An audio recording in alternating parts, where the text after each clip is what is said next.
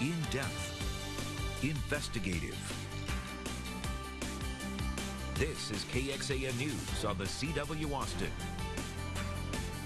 Good morning, everyone. Thank you so much for waking up with us. You're watching KXAN News on the CW Austin. And we're watching your weather and your traffic, and David's talking about another nice day. Beautiful day today, but I want you to get ready for a big cold snap heading it this way in just 24 hours. Look at this beautiful sunrise. Doesn't get much better than that. A little low-lying shallow fog here over East Austin, but the fog is not enough to mess with your morning commute. Temperatures this morning, as a little more moisture comes back in, they haven't been as cold as yesterday. 53 as you're starting your day in Austin.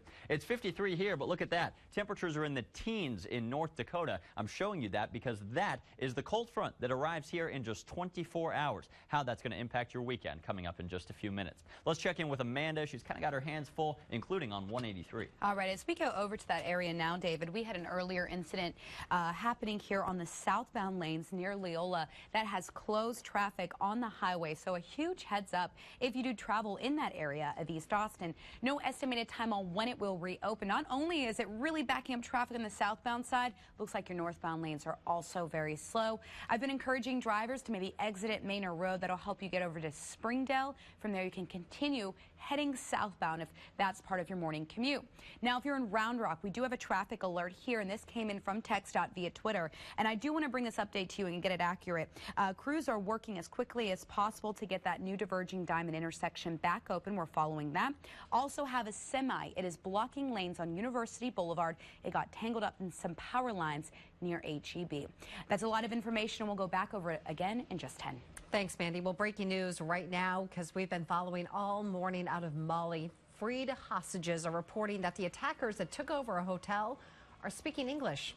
At least 80 of the 170 hostages have been freed after 10 gunmen took over the Radisson Blu near the U.S. Embassy. At least 3 people are dead. Right now, Malian special forces are going floor by floor, trying to make contact with the attackers. We will keep you up to date with the very latest. And this morning, France is calling on its European allies to take immediate action to tighten border security. The French Interior Minister's warning comes 1 week after the terror attacks that we saw in Paris. And here's the latest that we know from the information we've been getting. Overnight, the Paris prosecutor's office says a third body was found at the site of the apartment raid that we saw Wednesday that killed suspected ringleader Abdelhamid Abaoud. Meanwhile, French officials say there is another key figure in the Paris attacks that is still on the run. Investigators aren't sure. Where is Salah Abdeslam? European officials say French police stopped Abdeslam immediately after the attacks. They let him go. And top security experts are still in Austin today and tomorrow to talk about the challenges the U.S. faces when it comes to terrorism. It's all part of a conference held over at the University of Texas. Top military officials, along with intelligence experts, will cover topics like the Middle East, China, and terrorism. 2 Syrian families trying to make it into the U.S. were detained at a Texas-Mexico border this week. The Department of Homeland Security said the 8 people turned themselves in Laredo on Tuesday, and they're asking for asylum. So there's a group now. They're protesting on the steps of the governor's mansion, saying to the governor, take these refugees in and let them be welcome here in Texas. Alicia Inslow has more on the movement happening this weekend. Good morning. Good morning, Sally. You might remember earlier this week, Governor Abbott took his stance saying that Texas will not allow Syrian refugees into the state. He's one of several governors taking that stance across the country. But now there is a protest. This group is drawing a lot of criticism, and they say they're going to protest on Sunday at the governor's mansion just around the corner here from the Capitol. Well, ever since the deadly attacks in Paris, the governor has ordered law enforcement leaders to ensure refugees already here in Texas don't pose a risk to public safety. In fact, this week, the governor appointed a refugee coordinator. He says the first order of business is to oversee the state health department as it sends its policy changes to federal officials. But, you know, others argue we must not forget our values in the face of terrorism. Well, it certainly compromises our values that we are not a country that accepts immigrants. As governor of the state of Texas, I will not roll the dice and take the risk on allowing a few refugees in simply to expose Texans to that danger.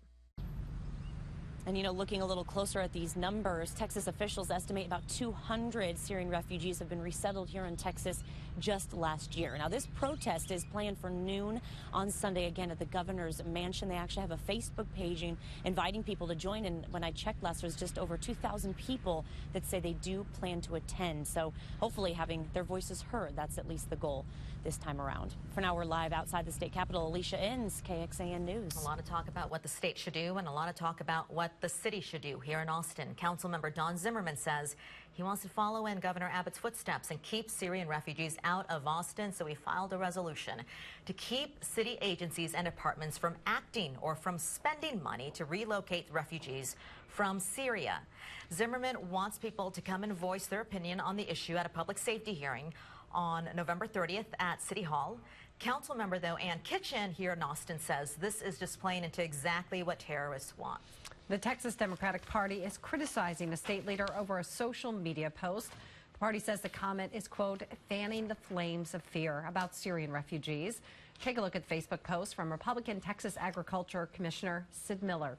It shows a picture of rattlesnakes next to a picture of refugees. The caption reads, "Can you tell me which of these rattlers won't bite you? Sure, some of them won't, but tell me which ones so we can bring them into the house." Commissioner Miller told KXAN that he approved the post to draw attention to a lack of security background checks for refugees. And this is not Miller's first controversial post regarding Muslims. Back in August, he posted a picture of an atomic bomb blast. The caption said, "Japan had been at peace with the U.S. since the 1945 bombing of Nagasaki." The end of the caption reads, "It's time we made peace with the Muslim world." Miller refused to apologize, but the post was removed. A new study says more Mexicans are leaving the United States than coming into the country. This was a Pew Research Center study, and it looked at data from the last 5 years. Here's what they found. More than 1 million Mexicans went south of the border. During the same period, 870,000 Mexicans came to the U.S. The Pew Center says tougher border enforcement, a sluggish U.S. economy, are forcing many people to head back home.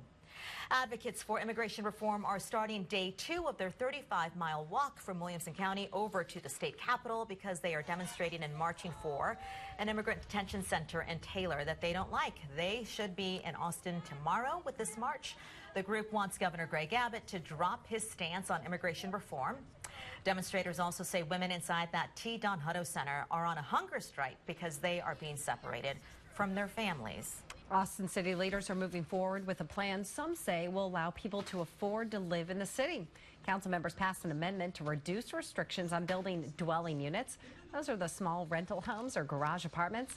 The final vote was 7-4. The biggest area that will see change is in the parking situation.